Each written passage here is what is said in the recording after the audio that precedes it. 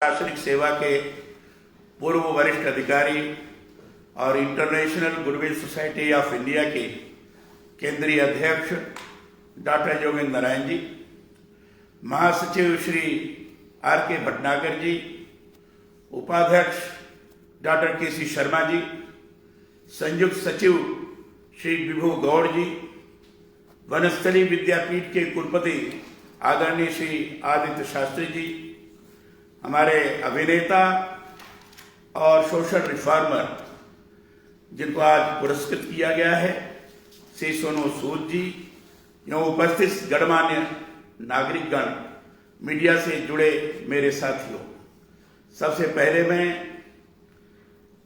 जो डॉक्टर माननीय न्यायमूर्ति डॉक्टर नागेंद्र सिंह स्मृति पुरस्कार श्री सोनू सूद जी को प्रदान किया गया है, उसके लिए मैं आप सब लोगों को बहुत ही शुभकामना व्यक्त करता हूं और बधाई भी देता हूं। सोनू सूद जी ने कोविड-19 महामारी के काल में जिस तरीके से अपने संवेदनशीलता का बिना किसी बात की चिंता किए कि मेरा क्या होगा, बिना सोचे हुए उसका परिचय दिया है, ये निश्चित रूप से स्तुत्य है, प्रशंसनीय है।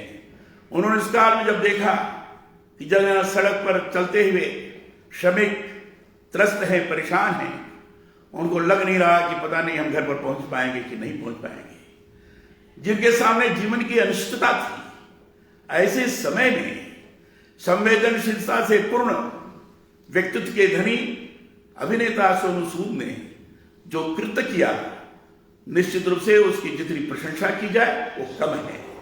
अब केवल राष्ट्रीय स्तर पर ही नहीं, भारत में ही नहीं, जैसा मुझे बताया गया कि उन्होंने अंतर्राष्ट्रीय स्तर पर भी विभिन्न देशों में रह रहे लोगों को भी वापस लाने की दिशा में भी अपना योगदान किया। और इसलिए निश्चित रूप से डॉक्टर नागेंद्र सिंह स्मृति पुरस्कार के लिए आपने उनको चुना, आपका चयन बड़ा योग्य चयन था। मैं आप सब लोगों को बधाई देता हूं और सोनू सूद के प्रति मैं शुभकामना व्यक्त करता हूं। इसी प्रकार की संवेदनशीलता को ध्यान में रखते हुए उससे अनुरूप और भी कार्य करने में आगे बढ़ेंगे। निश्चित रूप से समाज उनको स्वयं आगे बढ़ाने में सहयोगी साबित होगा। मैं सबसे पहले ये international goodwill society of India के 32वें राष्ट्रीय अधिवेशन के लिए आप सभी को बहुत बहुत बधाई देता हूं। इस अधिवेशन में भाग लेकर मुझे अत्यंत प्रसन्नता की अनुभूति हो रही है, इसलिए भी कि इस सोसाइटी से डॉक्टर योगेंद्र नारायण जी के कारण मेरा एक तरह से निकट का नाता सा हो गया है। पहले भी जैसा उन्होंने बताया तो उत्तर प्रदेश में जब मैं सरकार में था तो उस समय वहां एक मुख्य सचिव के रूप में, चीफ सेक्रेटरी के रूप में कार्य कर रहे थे और काफी परस्पर का सहयोग और किस तरीके से प्रदेश आगे बढ़े, विभिन्न विभागों में किस तरीके से उन्नयन हो सके, इस दिशा में सकारात्मक सोच के आधार पर लगातार चलते रहे। इंटरनेशनल कोर्ट ऑफ जस्टिस के प्रमुख न्यायाधीश डॉक्टर नागेंद्र सिंह जी और उत्तर प्रदेश के पूर्व मुख्य सचिव रहे डॉक्टर योगेंद्र नारायण जी ने इस संस्थान का गठन सबका साथ सबका विकास, आणविक हथियारों के निर्माण एवं प्रयोग पर प्रतिबंध तथा सद्भाव एवं सृजन जैसे महान उद्देश्यों को लेकर किया है। यह विषय बहुत ही महत्वपूर्ण और आज के समय में सर्वाधिक प्रासंगिक है।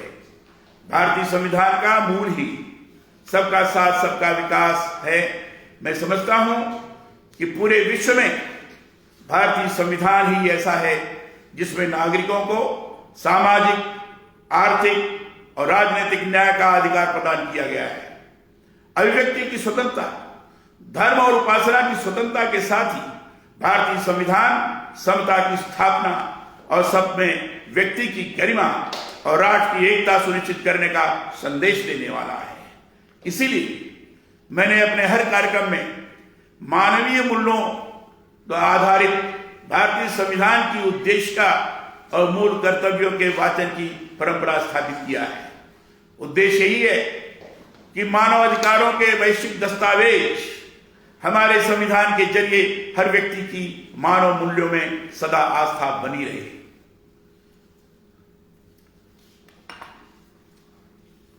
गुरुदेव रविन्द्रनाथ टैगोर की कविता की पंक्तियां हैं, जहां चित्त भय से शून्य हो, जहां हम गर्व से माथा ऊंचा करके चल सके, जहां ज्ञान मुक्त हो, जहां विचारों की सरिता तुच्छ आचारों की मरुभूमि में न खोती हो। मैं समझता हूं मानवीय अधिकारों और कर्तव्यों को उनके इस कविता से गहराई से समझा जा सकता है। वसुधैव कुटुंबकम की भारतीय संस्कृति सबके कल्याण की इसी सोच पर आधारित है। मुझे इस बात की प्रसन्नता है कि international goodwill society of India society ने अपने इस वार्षिक अधिवेशन में मुख्य विषय कोविड-19 में अर्थव्यवस्था रखा है। मुझे लगता है कि यह ऐसा विषय है जो वर्तमान समय के तमाम सरोकारों को अपने में समेटे हुए है। हम सभी यह जानते हैं कि कोविड-19 का दौर आरंभ से ही पूरी मानवता के लिए बेहद विकट रहा है। विश्व भर में महामारी ने इस कदर कहर बरपाया है कि कोई भी इसकी चपेट से नहीं बच पाया। पूरे विश्व में सामाजिक और आर्थिक गतिविधियां भी इसके कारण पूरी तरह से ठप सी रही हैं। स्वाभाविक ही है कि विश्व भर की अर्थव्यवस्था कोविड से प्रभावित रही है, पर हमें इस बात पर गर्व होना चाहिए कि भारत में जिस तरीके से कोविड महामारी से निपटने के उपाय आरंभ से ही अपनाए गए, वह पूरे विश्व में मिसाल बन गए। प्रधानमंत्री श्री नरेंद्र मोदी जी की पहल पर देश भर में 24 मार्च 2020 को लॉकडाउन की घोषणा इस दृष्टि से बहुत महत्वपूर्ण कदम थी। यह ऐसी पहल थी जिससे देश में कोरोना के वायरस को तेजी से फैलने से रोका ही नहीं जा सका, बल्कि देश के स्वास्थ्य ढांचे को भी बेहतर किया जा सका। यह भी हम सभी के लिए गौरवान्वित करने वाली बात है कि भारत ने कोविड टीकाकरण अभियान में भी अपनी पहल से विश्व भर में विशिष्ट पहचान बनाई है। इस बात से ही इसे समझा जा सकता है कि हमारे देश ने इस महामारी से लड़ने की दवा समय पर न केवल यहां के निवासियों को उपलब्ध कराई, बल्कि जरूरतमंद देश दूसरे देशों को भी इसे उपलब्ध कराने का महती कार्य किया है। असल में यही हमारे देश के वह वैश्विक सरोकार है जिनमें वसुधैव कुटुंबकम की अवधारणा स्पष्ट परिलक्षित होती है। सबका साथ, सबका विकास और सबका विश्वास, यही मूल भाव है। विश्व भर में हमारे देश का गौरव इस बात से भी है कि 20 देशों को वैक्सीन की 1.6 करोड़ से ज्यादा खुराक हमारा देश अब तक निर्यात कर चुका है।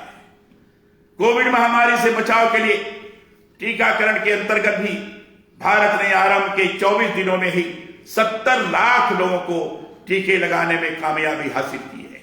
यह लक्ष्य पाने में अमेरिका को 26 और ब्रिटेन को 46 दिन लगे थे। कोविड के कारण बदहाल हुई अर्थव्यवस्था के सुधार के लिए भी देश में तेजी से कदम उठाए गए। कोविड के दौरान मैंने इस बात को गहरे से अनुभव किया है कि हमारे देश ने धीरज के साथ शताब्दियों में होने वाले संकट का मुकाबला ही नहीं किया, बल्कि जीवन और आजीविका की सुरक्षा पर ध्यान केंद्रित करते हुए प्रभावी उपाय भी अपनाए हैं।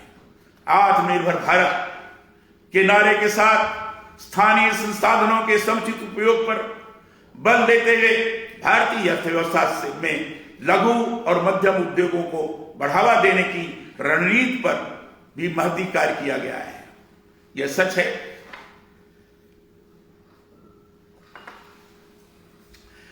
कि कोविड से देश की जीडीपी में कमी आई, परंतु इतना ही सच यह भी है कि भारत ने अत्यधिक अनिश्चितता की स्थिति में भी अर्थव्यवस्था में भी कम से कम नुकसान होने की नीति को अपनाते हुए व्यापक और प्रभावी कदम उठाए। देश में आपूर्ति बढ़ाने के लिए संरचनात्मक सुधार घोषित किए गए ताकि उत्पादन क्षमताओं का कम से कम नुकसान हो सके। आर्थिक गतिविधियों पर लगी रोक को हटाने के साथ मांग बढ़ाने को लेकर नीतियां बनाई गई। देश में आपूर्ति बढ़ाने के लिए संरचनात्मक सुधार घोषित किए गए ताकि उत्पादन क्षमताओं का कम से कम नुकसान हो आर्थिक गतिविधियों पर रोक को हटाने के साथ मांग बढ़ाने को लेकर नीतियां बनाएंगे। इसके साथ ही लोगों में आत्मनिर्भर बनने के लिए एवं विश्वास जागृत करने के लिए उठाए गए कारगर उपायों के अंतर्गत केंद्र सरकार के स्तर पर विभिन्न प्रकार की वित्तीय सुविधाओं का विस्तार किया गया।